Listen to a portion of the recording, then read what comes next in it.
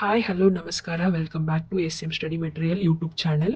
Students, ನೀವೇನಾದರೂ first time ನನ್ನ ಚಾನಲ್ಗೆ ವಿಸಿಟ್ ಮಾಡಿದಿರಿ, ದಯವಿಟ್ಟು ಚಾನಲ್ನ ಸಬ್ಸ್ಕ್ರೈಬ್ ಮಾಡಿ, ಹಾಗೆ ಪಕ್ಕದಲ್ಲಿ ಇರುವಂತಹ ಬೆಲ್ ಐಕನ್ನ ಪ್ರೆಸ್ ಮಾಡೋದನ್ನು ಮಾತ್ರ ಮರಿಬೇಡಿ. ಯಾಕಂತಂದರೆ ನಾನು ಎಕ್ಸಾಮ್ಸ್ ಟೈಮ್ಗಳಲ್ಲಿ ಆಗಿರ್ಬೋದು, ಅಂದರೆ ನಿಮ್ಮ ಮಿಡ್ ಟರ್ಮ್ ಎಕ್ಸಾಮ್ಸ್ ಟೈಮ್ಗಳಲ್ಲಿ, ಹಾಗೆ ಯೂನಿಟ್ ಟೆಸ್ಟ್ ಮತ್ತು ಮೇನ್ ಆ್ಯನ್ಯುವಲ್ ಎಕ್ಸಾಮ್ಸ್ ಟೈಮ್ಗಳಲ್ಲಿ ನಿಮ್ಮ ಜೊತೆಗೆ ಸದಾ ಇದ್ದು ನಿಮಗೆ ಸಾಕಷ್ಟು ಉಪಯೋಗವಾಗುವಂತಹ important very very fix questions ಏನಿದೆ ಅದಷ್ಟೇ ನಿಮ್ಮ ಮುಂದೆ ತಂದು ನಿಮಗೆ ಸಾಕಷ್ಟು ಪ್ರಯೋಜನ ಆಗುತ್ತೆ ಆ ವಿಡಿಯೋಸ್ದಿಂದ. ಮತ್ತು ಯಾರಿಗೆಲ್ಲ ಇಡೀ ಒಂದು ಟೆಕ್ಸ್ಟ್ ಬುಕ್ನ ರೆಫರ್ ಮಾಡೋದಕ್ಕಾಗಿರ್ಬೋದು, ಹಾಗೆ ಕಾಲೇಜಲ್ಲಿ ಕೊಟ್ಟಂತಹ ನೋಟ್ಸ್ಗಳು ತುಂಬ ಲೆಂದಿ ಅನಿಸ್ತಿರುತ್ತೆ. ಸೊ ಅದಕ್ಕೋಸ್ಕರ ನಾನು ಕೊಡುವಂಥ ಈ ಕ್ವಶನ್ಸ್ಗಳನ್ನಷ್ಟೇ ನೀವು ನಾನು ಏನು ಹೇಳಿರ್ತೀನಿ, ಯಾವ ಚಾಪ್ಟರ್ಗೆ ಎಷ್ಟು ಒತ್ತು ಕೊಡಬೇಕು, ಯಾವ ಚಾಪ್ಟರ್ದಲ್ಲಿ ಯಾವ ಥರ ಕ್ವಶನ್ಸ್ ಬೀಳುತ್ತೆ ಅಂತ ಹೇಳಿರ್ತೇನಲ್ವಾ. ಸೊ ಅದಷ್ಟೇ ನೀವು ಮಾಡಬೇಕು.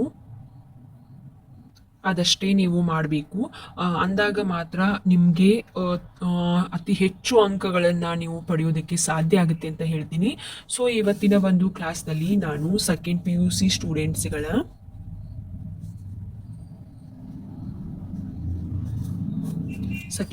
ಸ್ಟೂಡೆಂಟ್ಸ್ಗಳಿಗೆ ಬಯೋಲಜಿ ಸಬ್ಜೆಕ್ಟ್ನಲ್ಲಿ ಬೀಳಬಹುದಾದಂತಹ ವೆರಿ ಇಂಪಾರ್ಟೆಂಟ್ ಕ್ವಶನ್ಸ್ನ ನಾನಿವತ್ತು ಡಿಸ್ಕಷನ್ ಮಾಡ್ತೀನಿ.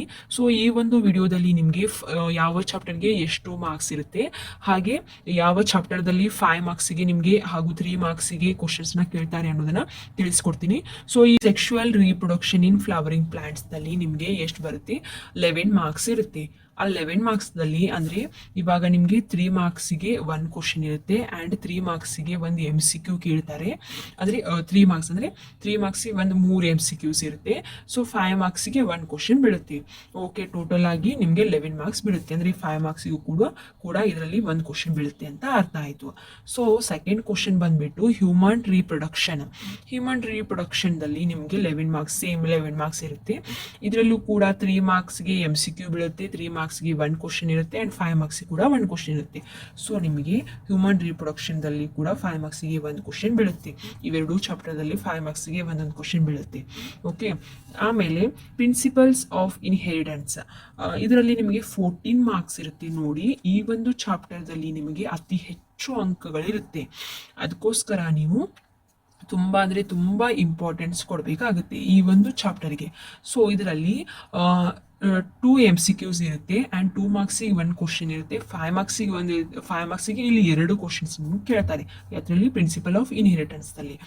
ಓಕೆ, ಸೊ ಹಾಗೆ ನೆಕ್ಸ್ಟ್ ಚಾಪ್ಟರ್ ಯಾವುದು? Molecular basis of inheritance. ಇದರಲ್ಲೂ ಕೂಡ ನಿಮಗೆ 14 ಮಾರ್ಕ್ಸ್ ಇರುತ್ತೆ ಆ್ಯಂಡ್ ಇದರಲ್ಲೂ ಕೂಡ ನಿಮಗೆ 5 ಮಾರ್ಕ್ಸ್ಗೆ 2 ಕ್ವಶನ್ಸ್ ಬೀಳುತ್ತೆ.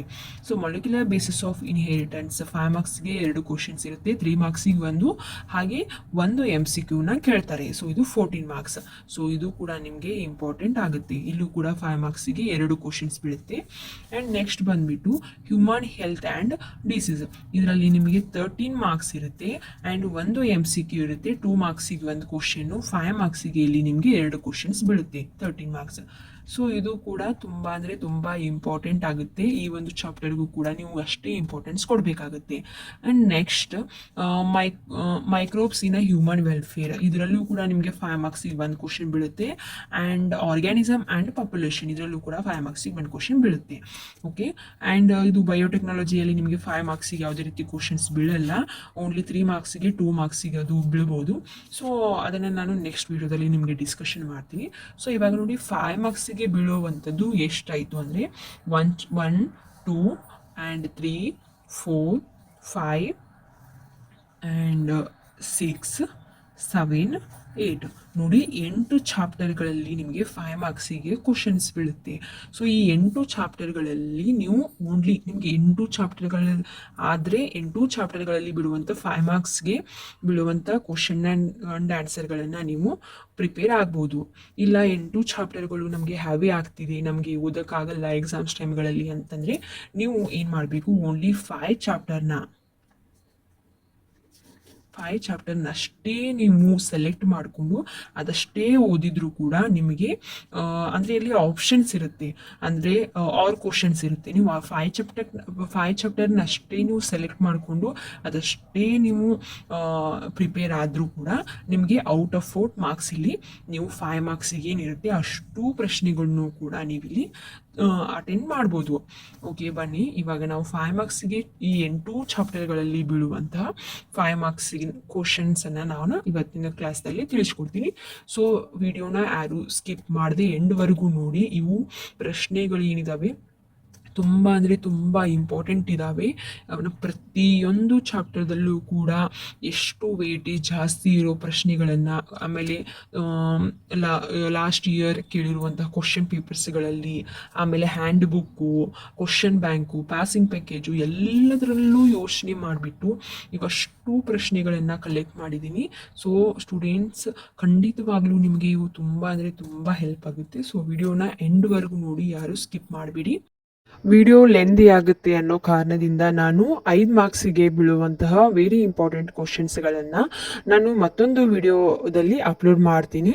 ಸೊ ಇವಾಗ ಯಾವ್ಯಾವ ಚಾಪ್ಟರ್ಗಳಲ್ಲಿ ಎಷ್ಟು ವೇಟೇಜ್ ಇದೆ ಅಂತ ನೋಡ್ಕೊಂಡಿದ್ದೀರಲ್ಲ, ಅದರ ಪ್ರಕಾರವಾಗಿ ನಾನು ಮುಂದಿನ ಒಂದು ವಿಡಿಯೋದಲ್ಲಿ ನಿಮಗೆ 5 ಮಾರ್ಕ್ಸಿಗೆ ಬೀಳುವಂತಹ ವೆರಿ ಇಂಪಾರ್ಟೆಂಟ್ ಕ್ವಶನ್ಸ್ಗಳನ್ನಷ್ಟೇ ನಾನು ನಿಮಗೆ ಚಾಪ್ಟರ್ ವೈಸ್ ತಿಳಿಸ್ತಾ ಹೋಗ್ತೀನಿ.